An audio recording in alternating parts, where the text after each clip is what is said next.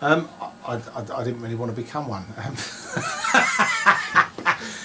No, somebody that I knew very well was doing a movie, and he just said, "Oh, do you want to be in it? You know, it'd be a laugh." So that's how I kind of got into it. And to be honest, I didn't even know what I was doing. It was just a bit of fun. And then when we actually went out and saw the film, a few people were going, "Oh, you were really good in that. You know, you should be an actor." And I was thinking, well, I'm actually thinking of selling my business, so maybe I'll just sell my business and become an actor. And I know it sounds completely nuts, and it is, but that's kind of how I got into it. And yeah, that was the beginning of my kind of acting and producing quest. Yeah.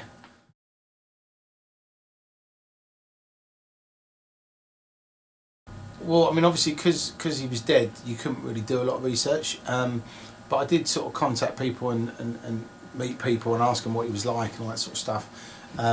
But you know, a lot of people that I spoke to, they were all sort of saying, look, you know, he was on steroids, he was on cocaine, he was drinking, he was beating people up, he was just fucking unhinged. So I just thought, well, you know, I'll play that however I can to make it feel that way. And I think a lot of people that saw it did think that, you know, he came across that way. So a lot of people did say, actually, you reminded me of him.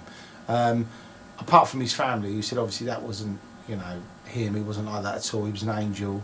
He used to help old ladies across the road and things like that. But you know, he's a great guy. Sorry, he was a great guy, because you know he has got and he still has got some amazing friends that speak dearly of him, like Nigel Benn and you know, Carlton Leach and people like that. So obviously he wasn't all bad. But you know, I just you know, when you get a script, you read it and you know, you do a bit of research, and then you kind of go, well, how would I play it, and what do I think he'd do, and then obviously Julian had his own ideas, and you know, he was sort of saying, look guys, I think it'd be more aggressive here, I think you know, you should say cunt or things like that. He didn't actually say that, but I just made that up because he actually hated it, because everybody on the film just kept saying cunt, and it was actually quite funny because everyone would say, what do you mean you cunt? What are you looking at, you cunt? Do you go, can you all just stop fucking saying cunt, because it's not in the script, stop adding it in. And it was funny because he actually said that we actually out-cunted Goodfellas, which I thought was pretty remarkable. So that's my claim to fame, you know.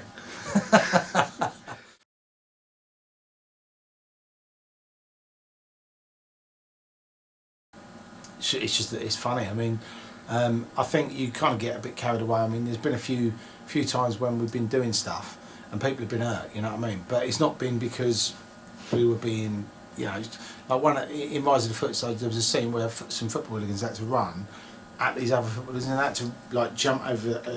It was like a wall or a little sort of bollard thing in the road, and when one of them went over, he slipped and he actually landed on his wrist and broke his wrist. And if you actually watch the film, you can actually see him, and then he gets back up and carries on going and all that.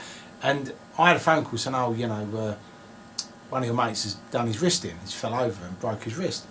I think, oh, for fuck's sake, you know, we're going to have an insurance claim, it's all going to be aggravation. And I rang him up and said, oh, I hear you broke your wrist. He went, yeah. He said, I just want to know, is that going to stay in the film? I went, yeah, of course. And he went, great. He goes, I don't give a fuck. He goes, I'll tell everybody I was the guy who broke my wrist on, you know, so he actually didn't want to claim, he just went, fuck it, it happened. But other people would have made a big thing about it and said, oh no, my wrist, I can't write again, you know, I can't wank again, whatever. So that's essentially, you know, so and then occasionally, you know, if you're doing a fight scene or someone throws out the window, they might fall wrong, or you might crash a car, you might hit your head on something, but other than that, you know, you always have like professional stuntmen and women and everything gets choreographed. I say that a minute. Choreographed. Well, you know what I mean, right? They just basically ensure everybody does things properly, but everybody enjoys it, because normally when you're on a set, everyone's sitting in the room and you know, you've got to say your lines and then turn it round and you've got to say your lines, and they're going to put it over there and then you're going to say your lines again. You spend like half a day just doing the same thing over and over again, and you know, although it's fun, it's not as exciting as if you're running down the road throwing people out of windows and shooting people. So in a way, it's nice to obviously break it up a little bit, but I think it's fun to have, you know, but when you're throwing people out of windows or beating people up, or you know, there's a good scene in Rise of the Footsoldier where there's a couple of naked women in a limo with me, Craig Fedrice and Roland Manukian, you know, that is a laugh, right? So, you know, you could do that, and you know, for me, that's a perk of the job. You know, you get to sort of train yourselves with beautiful naked women. I mean, you're not allowed to, you know, touch them or anything, obviously, because it's, you know, you're acting in a professional manner. But you know, there's harder days at the office.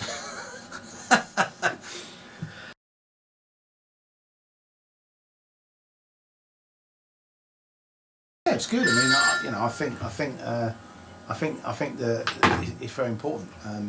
You know, because I think as an actor, you know, if you get a part in a movie, and you've got to create this relationship, you know, you've got to kind of get to know people. But the good thing is, if you already know them, whether you love them or hate them, if you know them, you've already kind of got a relationship. So when you actually have to work on a relationship with characters, whether you love them or hate them, or you know, you're shagging them or whatever, it's actually easier if you know them and you've got a bit of a, you know, rapport with them. And you know, me and Fedrice, we just did it off and we had a laugh. And I think that's kind of what, when you watch that, everyone goes, "Oh, you look like you were mates for years." But you know, some actors can just do it. You know, they can just create a relationship.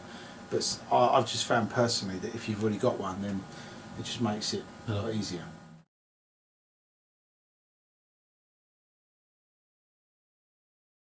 I did a training video for the NHS. That was quite good. No, um, I actually did, and it was fucking shit. And it was actually ridiculous. But I don't want to go into that. But the no, there's the three roles I'd say in order.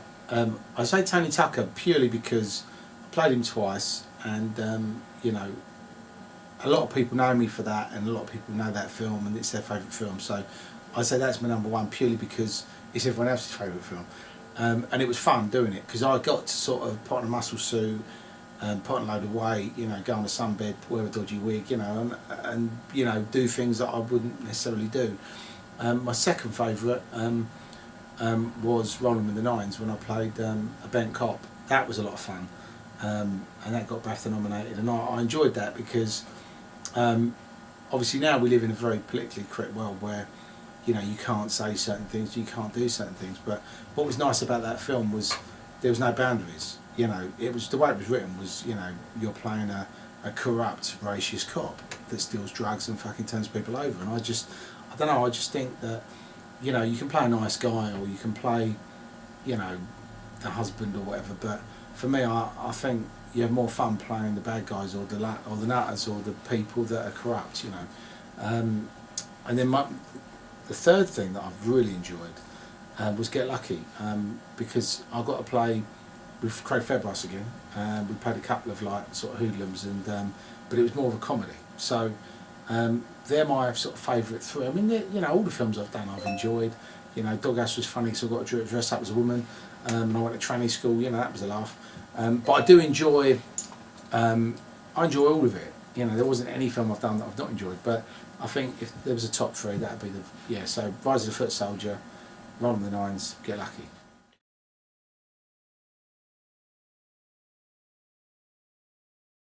I'd like to play Dustin Hoffman's role in Tootsie if they ever made that. And do you know what? I think a lot of actors beat themselves up if they're not constantly working, and I think a lot of actors always want to be the leading man in Hollywood. But my sort of thing is, you know, I just enjoy being in the business, and you know, I like producing films, I like acting in films, but you know, I suppose if somebody said to me, when you talk about dream role, do you mean a dream role as in if they'd remade a film and I could play? Yeah, pretty much, yeah. Well, my favourite three movies are The Godfather, Scarface and Goodfellas. And so if you was to say to me what role would I like to play, obviously I'd have to, you know, learn an American accent and have some acting lessons, but I think Brando in The Godfather was, you know, unbelievable, and I thought De Niro in Goodfellas was unbelievable. I thought Pesci in Goodfellas was unbelievable, and I thought Al Pacino in Scarface was unbelievable. So any of those four roles, in any order, I don't mind.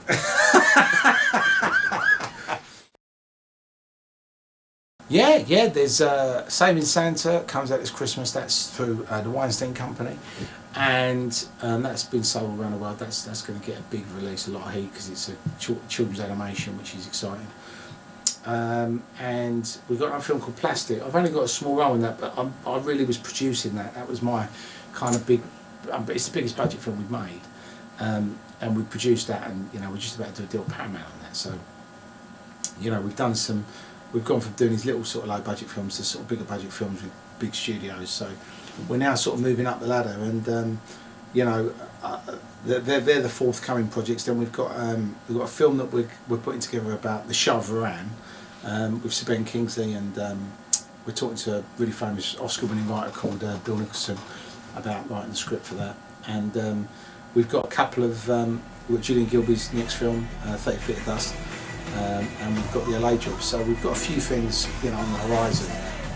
But as always, we've got to get these things done first, and then we move on to those.